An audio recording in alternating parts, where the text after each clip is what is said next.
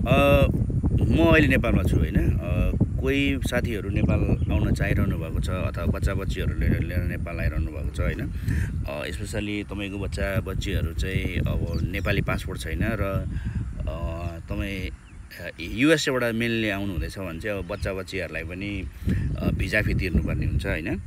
र तपाईँहरूको अब यहाँ नेपालमा कति बस्ने प्लान छ होइन, अनि धेरै बस्ने प्लान छ अनि 15 दिनको के अरे टुरिस्ट भिजा लिन्छु अनि फ्यामिली भिजा लिन्छु भन्नुभएको छ भने चाहिँ त्यो दुःख कष्ट नगर्नु, किनभने अहिले अब त्यो अलिक सम्भव छैन होइन। र जो कोही पनि नेपाल आउँदै हुनुहुन्छ भने जति बस्ने हो त्यति भिजा चाहिँ टिआइएमै अथवा तपाईँ सुरुमै लिइहाल्नु क्या, नभए तपाईँलाई धेरै महँगो पनि पर्न जान्छ अनि दुःख पनि पाइन्छ होइन। अब कति ठाउँ अपरेसनहरू अझै सुरु भइसकेको छैन।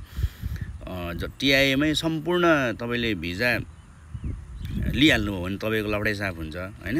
अनि अर्को कुरो, नानीहरू लिएर आउँदै हुनुहुन्छ र पूर्व पश्चिम अथवा हुन्छ नि यो इटरीदेखि पूर्व, म उता चाहिँ गएको छुइनँ होइन, इटरीदेखि पूर्व काँक्रेभिटा बिर्तामोड दमकहरू चाहिँ आउनुपर्ने छ भने बाटो चाहिँ लास्टै हेक्टिक छ है। मैले हेट फैलाउनु खोजेको होइन, मैले ट्रुथ भनेको।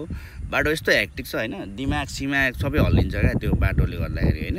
स्पेसली नानीहरूसँग लास्टै गाह्रो हुनसक्छ। अब त्यो 1-2 महिनामा बन्छ बन्दैन भन्ने सक्ने नि त, कहिले बन्छ टुङ्गो भएन होइन।